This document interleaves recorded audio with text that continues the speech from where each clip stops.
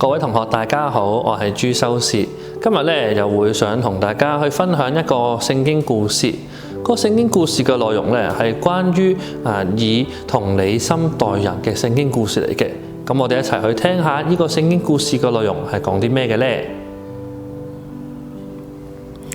有一日啦，一個咧好識得法律啦同埋誡命嘅法學士啦，去揾耶穌啊，諗住挑戰耶穌。佢咧就問耶穌啦：請問啊，究竟我點先可以咧做一個好人啦，獲得永生啊？耶穌啦就反問翻佢：咁法例同埋一個誡命裏邊係點樣講噶？於是個人就即刻好叻咁樣講話：我梗係知道啦，就係全心全靈全力去愛天主啊，愛近人好似愛自己一樣啊！而之後咧嗰個法學士咧就反問翻耶穌：咁請問啊，究竟邊一個先係近人啊？耶穌咧為咗回答呢一個嘅問題啦，佢就講咗個比喻，一個故事俾大家聽。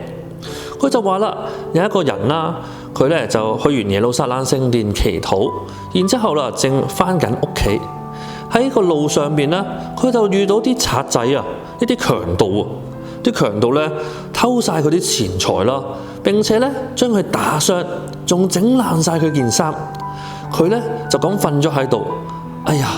佢受傷受得好嚴重啊！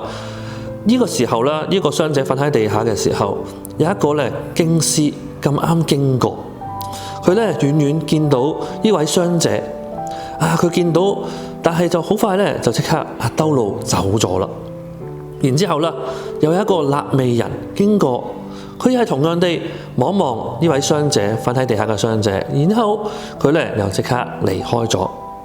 當第三個人嘅時候，呢一個咧係一個撒瑪利亞人，佢遠遠地見到呢個傷者瞓喺地下，佢即刻跑上前，然後幫佢包紮啦，治療啦，然之後咧將佢扶咗上去，佢帶住嗰隻驢仔度，將佢咧帶到去附近最近嘅酒店，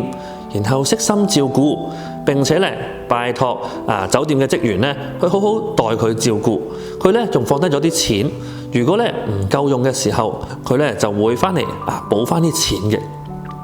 耶穌當講完呢個故事之後，佢就問翻法學士：請問究竟啱啱嗰個三個人裏邊咧，邊一個先至係為之近人呢？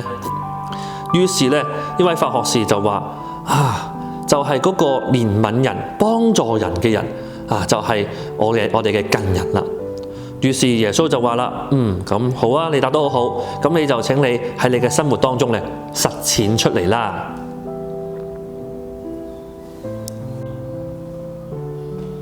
各位同學，呢個慈善的撒瑪利亞人嘅比喻裏邊提醒住我哋要以同理心去看待所有嘅人，即係愛我哋嘅近人，好似愛我哋自己一樣。我哋見到呢位好嘅撒瑪利亞人啦，佢一見到人哋有需要幫助嘅時候，即刻跑埋去伸出援手。相反地，其他嘅人見到就冷眼旁觀，或者即刻就離開啦，或者係遠遠地觀望啦。好多時候，當我哋見到有人需要幫助嘅時候，我哋咧就會用好多藉口，就會話俾自己聽：佢唔需要幫助㗎，佢自己搞得掂㗎啦。但係啦，今日嘅聖經故事提醒住我哋，耶穌教導我哋每個人咧，我哋唔好自大，我哋反而有一份謙卑嘅心。當我哋咧將個角度變做對方嘅時候，去了解對方嗰份嘅感受咯。當我哋遇到困難、遇到痛苦嘅時候，比着我會點樣處理呢？如果我係瞓喺個地上面嘅人，我會有咩感受呢？當我哋明白到呢啲困難嘅時候，呢啲有需要嘅時候，我哋就會主動去到伸出援手，去到幫助人。